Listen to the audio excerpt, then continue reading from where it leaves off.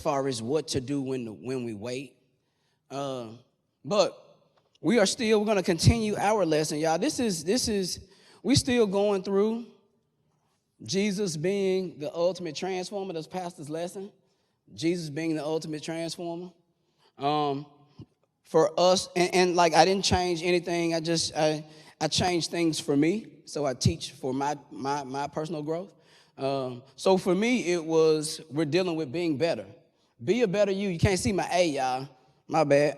But be a better you. Decide to be better. And I do know, and that's for me. I did that for me, this is my personal growth through this lesson. Because I know Jesus can do it. But aside from our permission and we allowing him to do it through us, then it's really just kind of some information we know. So change comes when you're confronted with truth, and now you're forced with a decision. And so I've grown up in church, so I've seen, I know who I've been told that Jesus is and what he can do, but I also knew too, until I allowed and was intentional about him doing it through me. Until I was intentional about him doing it through me, I didn't see a lot of growth. I just had a lot of information that I could be judged on. Amen. I have a lot of information, and it's kind of like after you've shown your children something 5, 6, 7 times, after a while, your expectation is for them to walk in what you've shown them. And if you couldn't show them, your best efforts were putting them around people, bringing them to men fellowship, going to Big Brothers, team ministry, putting them around people that could possibly communicate some of the things that you wanted to communicate, but it was still up to them to walk in those things. So Pastor has given us change opportunities. And that's what we were dealing with. We were dealing with these four areas in this study, and Jesus being a transformer. Now, I'm not saying he can't. I'm saying if I don't let him, he can't do it for me.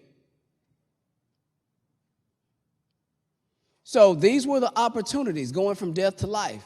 That was an event. It happened. It took place. Everything else is a progressive work that we're working through, going from sin to holiness, because holiness is relative. So that's a progressive work that we're working through.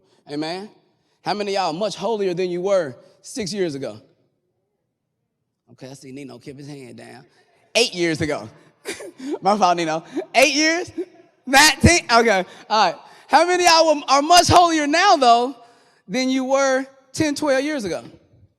Now, how many of you all know 10, 12 years from now, though, there's some ground you can cover and some distance you can close and be holier than you are now, right? That don't mean you're going to hell right now, though, right? It just means you got an opportunity to grow in some areas. So that's what we're looking for. That's kind of the vein in which I teach. I don't do a lot of mysticism because I grew up in church. Like I did fall out one time. I remember I used to watch people fall out, and you'd be like. So for me, I'm more on what can I do intentionally, which was the blessing in the message for the last 2 weeks. Because we can't get out ahead of God. But Scripture says, after having done what? All. After having done all, then you stand. Oftentimes in Christendom, waiting on God to do something equates to years of anticipation and no personal growth or development. And that's what we wish to, that's what we want Jesus to do these things, but we'll see today in today's lesson that part of his directive is for us to continue to grow. Amen. So let's go to, so we've gone through these and now we're dealing with sickness to health. We're dealing with sickness to health. So let's go to the first foundational scripture, that's 3 John, verse 2. There's only one chapter. And this is the Amplified version. We'll probably look at it in the King James as well. You all, for those of you taking notes, and we all should be, amen. I ain't gonna, y'all poke your neighbor and tell your neighbor they need to put this in their phone or something. Text it, write it down, tell them to text it to you. That way both of y'all got it. But these are the scriptures we're gonna cover. 3 John 2, Proverbs 23:7, Romans 12:2, Proverbs 4:20, and Proverbs 3:7. Now, 7 is going to take us, though, back to 5, verse 5 through 8. But that's where we are. So, 3 John. Amen. When you get it, say amen. 3 John 2. Beloved, be loved. That's how I read it when I read to myself. Be loved.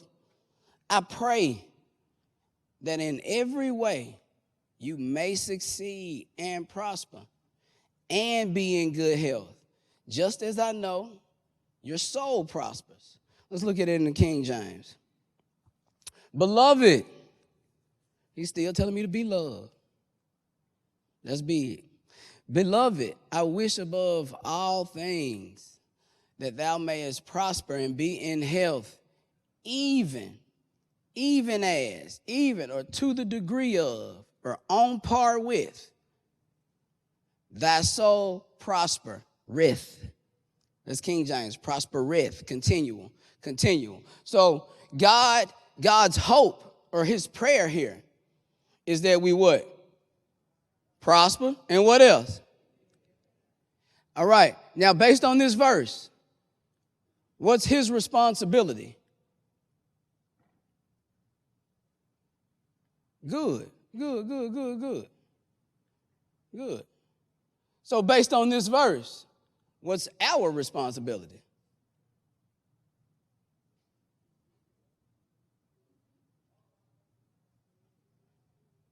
Let's look at the scripture again. Beloved, I wish above all things that thou may prosper, right? So you may or may not, that you prosper, and that you may be in good health, because you may or may not. God leaves it up to us, though.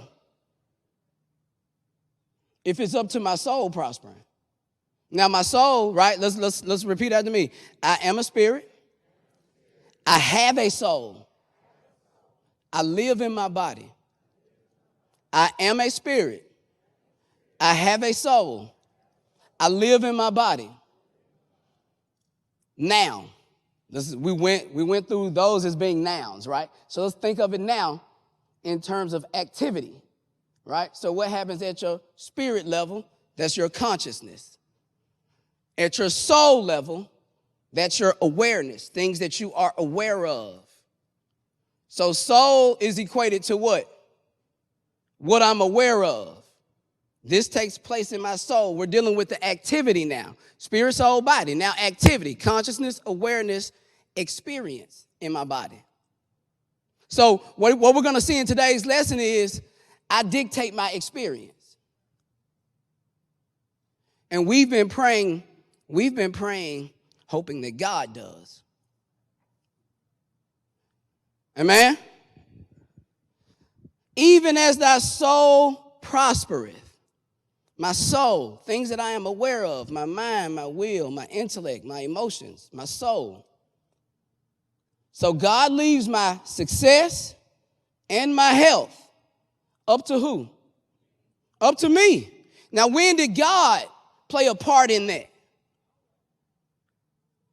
In the first one. What was the first section we covered? Death to life. So when God moved us to life, right? When he says, if you all walk by these standards, which standards? Those standards that Jesus lived by, because he is my example. He's my example. He's my example or my standard. So God is going to judge me or grade me according to my standard. So he can't be really superhuman, or that would be unfair. So I've got to be a lot closer in relation to Jesus than I would like to think. Okay, hold on, put your rocks down. Look, you should see some of the sanctified people. They're like, where you going with this one, young man? But God's participation took place when he said, if you meet these standards, you shall have. You shall have. You shall have. Amen? 3 John. Let's go to Proverbs. Let's go to Proverbs 23:7. Amplified, for as he thinks in his heart. Who is he? Me, man, mankind. Mankind. It's not gender specific. As he, mankind. As you think in your heart, so is he. So is he.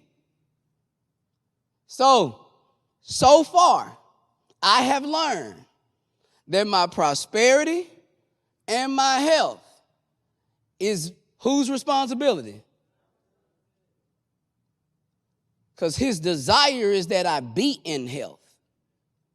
It's not that he's going to deny me of healing, but healing should not be the lifestyle. Healing to healing. Health is the goal. Sometimes we forget that when we lead a prayer line. Because we came for a healing. But we didn't want to change the thinking that supported the behavior that put me in need of a healing.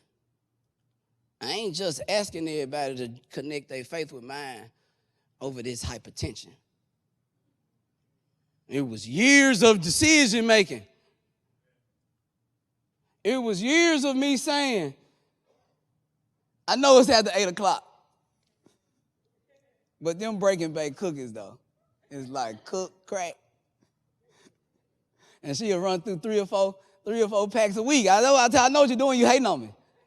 I need to talk to you about some the fat fighters too, Ebs, now that we're on the subject. But my prosperity and my health are my responsibility.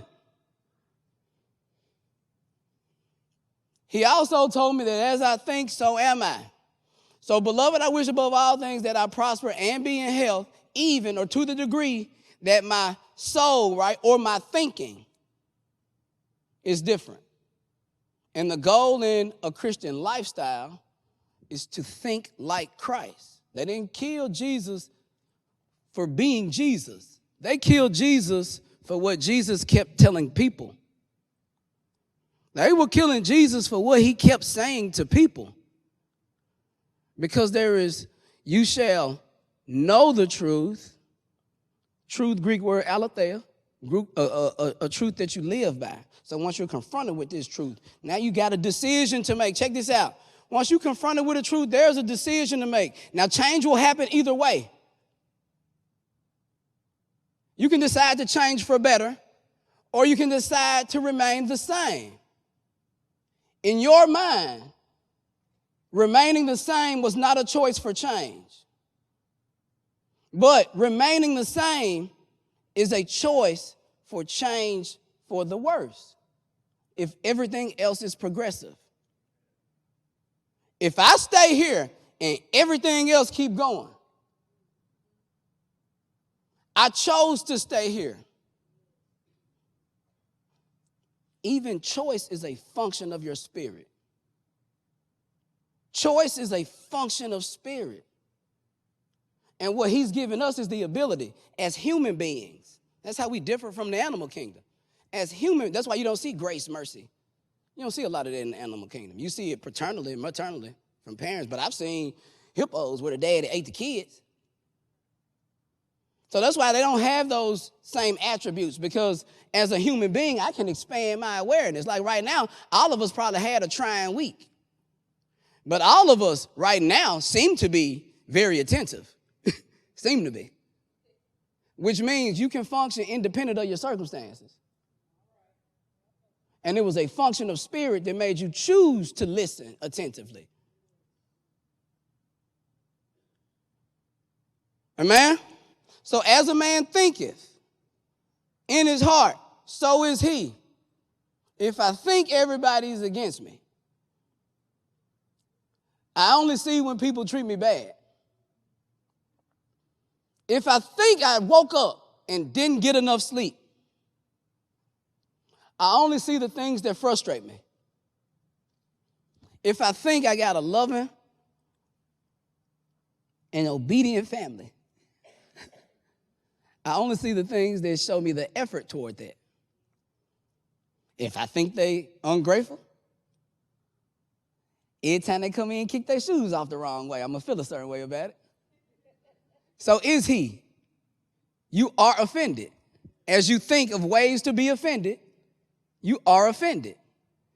Same with the law of abundance. As you think of all the different ways God can help me out this problem, you expand your awareness, and as a function of your spirit, you can choose one of God's ways. Amen? We got a slow walk back in. I've been gone 2 weeks. Pray for me. I'm trying to ease up in it. So is he. For as he thinks in his heart, so is he. Now check this out. It goes a step further to clarify it. How can I tell that that's how this guy is, or this how this person is thinking? How can I tell that this is how I am, or how I am thinking? Because my behavior will be indicative of what I think. My behavior will be indicative of what I think. My behavior should not be dictated by my circumstances. Right? Just like right now, we chose to think independently of whatever situation we went through last week. In a moment or in a challenge or in an opportunity where you're confronted with opposition, your behavior will dictate what you think. Do you really think that this is the end of the world and this is the worst thing that can happen to you? Or do you really think of some of the promises that God has given us? Do you really think those are real? And you expand your awareness now and look for these opportunities. How can God show me favor in this situation? How can God show me grace in this situation? What is God trying to pull out of me in this situation? Amen? Romans 12:2, Amplified. The yellow was a bad idea. I can't see any of that. So I need your help. Anybody got Amplified Bible on their phone? See, so I just saw everybody that should have been looking at their phone, typing notes, look for their phone right then. Oh, he's looking at that. My prosperity and my health is whose responsibility? My responsibility. And greater is he that's in me than whatever I'm faced with. No weapon formed against me shall prosper. This is how I think. This is how I think. My behavior is such. Some people will confuse you as being arrogant. Those are people who aren't used to thinking confidently. They aren't used to it. It looks different. It doesn't look like how I look. Romans 12:2, Amplified. And do not be conformed to this world or this system. Because sometimes we'll find ourselves in a group and we assimilate to the behaviors of the group, even though you probably feel a certain way about it. This isn't a new issue, so don't be conformed to this world or this system any longer with its superficial values and customs, but be transformed. Metamorphos, it was the Greek word. Change. Change. Change. Change. Decide to change. Amen? I decided that I'm okay with being the first for God. The first in my family to do this. The first in my family to do this. I'm okay with that. Decide and change. Right? Because he leaves it up to us. And only because I do appreciate the direction God took over these past 2 weeks, because so many of us were just praying and waiting, and not many of us were committed to growing in the process. So be transformed and progressively changed as you mature spiritually. By how am I supposed to do this? I need to renew my mind. I need to change how I've been thinking.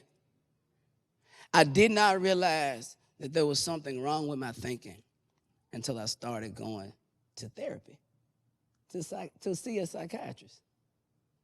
And for so long, people be like, you going, but it's a whole school for them people to do that. So it must be something beyond what I know, right? If they tell me I need to get my kidney out, I ain't finna ask pastor to do it. I bet you that. I ain't gonna ask Dr. Price to do it.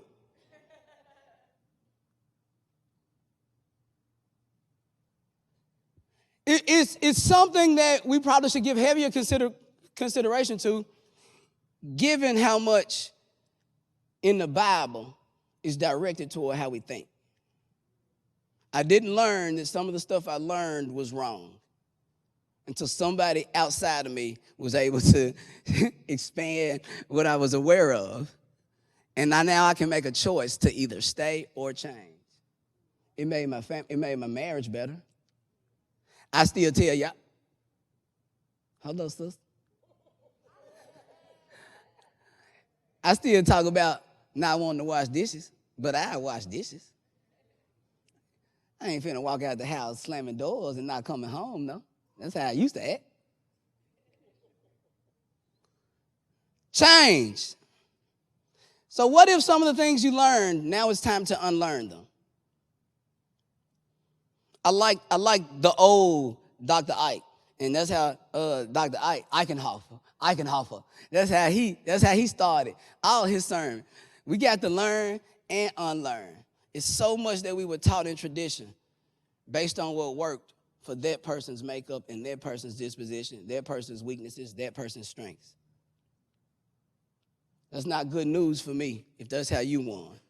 It's good news that I can win, but how you won, that's good news for you. Tell me where you got your news, and I'll go there. That's what Jesus did.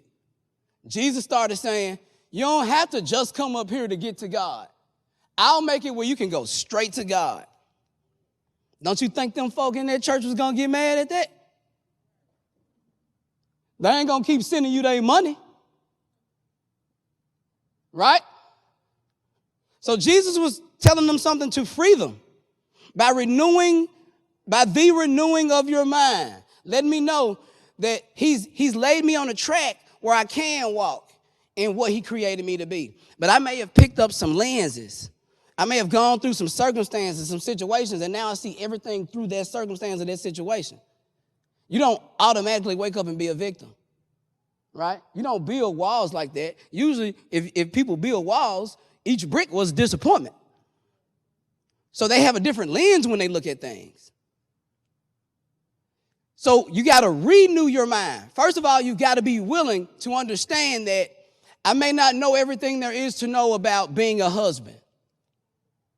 Right? And Dr. Mike Freeman teaches that the power to define is the power to fulfill.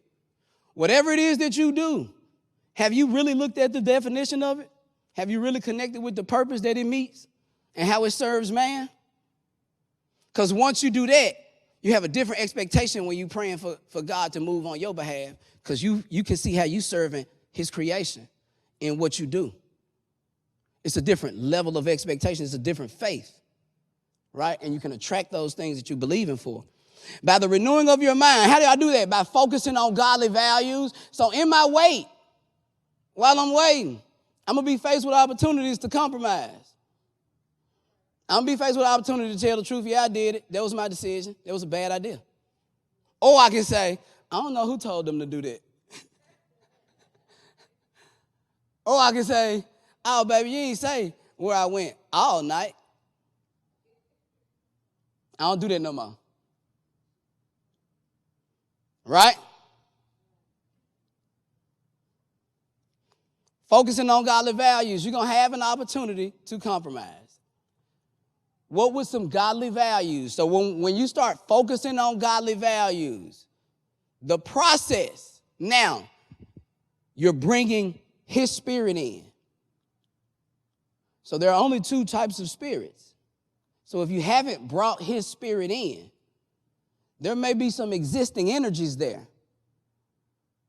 That's why you got to bring him in. That's why immediately when you're faced with the news, fear and trouble come. But when you expand your awareness, you can tell fear and trouble in the face of news that goodness and mercy follow me. It doesn't change the situation. It changes you in the situation. Once you change, you'll see the situation different.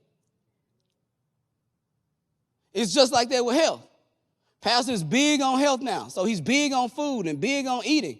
But for years, we were trying to say, you probably should spend the extra $2 on that lunch meat, because every time you preach, you finna come home and fold up 5 or 6 pieces of meat. You can't keep eating the cancer, though. Once he expanded his awareness, though, now we got a different way to fight what we're being attacked with. Right? He may not just be attacking your home. He may not be attacking your finances. You probably still operating off a budget that had a daycare or after school carrying it in all your kids in high school. You ain't made the necessary changes. You haven't looked back and assessed your situation. Focusing on godly values, check this out, and ethical attitudes. Like, it brought so much clarity to me, because I did go for years questioning whether or not this was real. Like, I grew up in church my whole life, like I'm going to be 40 years old. Like, I used to didn't even know what came on Sunday on TV. Like, when I would stay home, I didn't know what to do. And I could see people for years and years and years, life not change. And they so committed. But what I saw right here in the Amplified version, because it's going to go more with meaning and interpretation, what he says is, renew your mind. And we used to lead church. Then I read it in the Amplified, and it told me I got to focus on ethical values, godly values, ethical attitudes. And then it made sense. That's why so many people can go to church week after week, Sunday after Sunday, service after service, and their life not even resemble what they're praying for. But it's those opportunities where you got ethical attitudes that you probably skirted around. Because you mad at them, you want everybody to be mad at them. So you out here throwing dirt on them. Believe in God to get you out of this attack from the devil. And God put this in my lap. My success and my prosperity is my responsibility. So how am I supposed to do this? How am I supposed to say? So let's finish this. And do not be conformed to this world any longer with its superficial values and customs, but be transformed and progressively changed. So once you commit to transforming, you should progressively be changing. You should be progressing. You should not be in the same space that you were spiritually 5 years ago. By the renewing of your mind. So I'm going to renew my mind by focusing on godly values and ethical attitudes. So that, why am I doing all of this? Because this is the only way you're going to prove that this is God's will for your life. So that you may prove, not for me. I'm excited about God moving in your life. I can't tell none of my bill collectors to call you, though. So that you may prove for yourself what the will of God is. And the will of God should be good, and it should be acceptable, whether you like it while you're going through it or not. Allow it to do what needs done, right? So it could be frustrating. God, what am I to learn? Or how else would this person receive mercy? I hate it. I don't like it. I'll make it acceptable, and I'll use it, so I'll let the Holy Spirit make it perfect. That's Romans 8:28. That's if you really believe that all things will work for your good. And now this doesn't change any circumstance you might be faced with, because he doesn't make a promise to get us out of those. Right? The promise is that he won't leave us or forsake us. He says, I will what? Never. I will never. Sometimes you got to expand your awareness and look for him, though. Right? What verse we at, y'all? Romans 12. So we ain't get to Proverbs yet. So we'll pick up in Proverbs next week. I don't know. I really thought I was moving like faster than that. Bow your heads, please. We'll pick up next week. So let's do this. Let's do this. Let's do this. You have the scriptures. Hold on real quick. You have the scriptures. Let me give you what we were for your personal study this week. How many of y'all need a personal study throughout the week? Okay. Good. For the 6 of you all. God leaves my success and my prosperity and my health up to me. But you have the scriptures. Let's look at the points. These are the things we're looking to cover. Above all else, God's desire is to see us prosper and be in health. God's word is life. It's his word that's life. And it's his word that we'll find healing. When we get into Proverbs, we'll go back over it next week. But when we get into Proverbs, that's what we're going to start saying. That what God prescribes, what God says we should take for whatever it is we're dealing with, right? Because it was before Big Pharma came. It was before Advil and Tylenol came. So he said he gave us a word. He gave us a word. Once you realize that all you do is kind of live out different ideas, then you understand that his word is his idea. So he gave you an idea on what you should be living out. And that should lead you in the path of health, right? Because every January, everybody know about it. We don't find out about the Daniel fast to January. Like it ain't in there the other 11 months. You know what I'm saying? We don't hit the Daniel fast till the time go on vacation. The dad been there though. Right? So he's already prescribed a solution. 3, God needs me to be attentive. Because I'm going to get hit with circumstances and situations. And I don't need my attention following what I just got hit with. I don't need my attention following every time I get a call I wasn't ready for. I need to keep my attention on whatever my promise is for where I'm headed. Right? And in the midst of challenges, there are what? Opportunities to flourish. If I can fail, by nature of a failure, success was on the other end. So if my fear when I see it is, dang, I'm going to fail, I need to expand my awareness and ask God, what would success look like in this situation? And and use a function of my spirit to choose for God. Amen?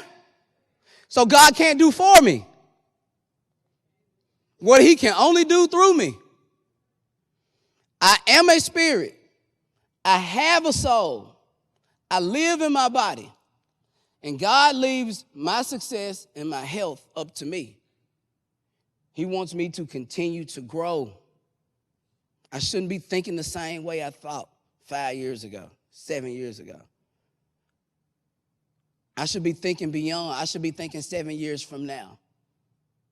Start asking now, what's your 3 to 5 years? What does that look like? And it shouldn't look anything like your today. And you should trust God through the process of him leading you to it.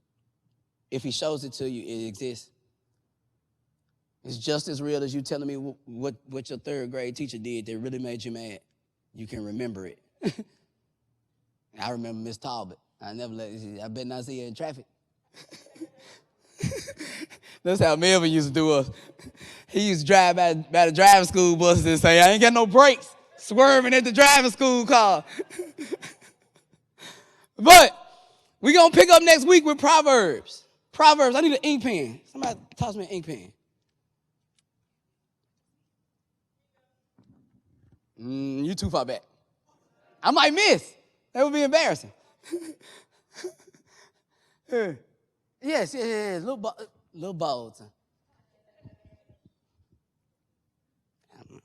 I'm here now. Thank you, sir. Mr. Meredith, he was John on the spot, though. He was almost there. So next week, Proverbs 4, right? Amen? Repeat after me, family.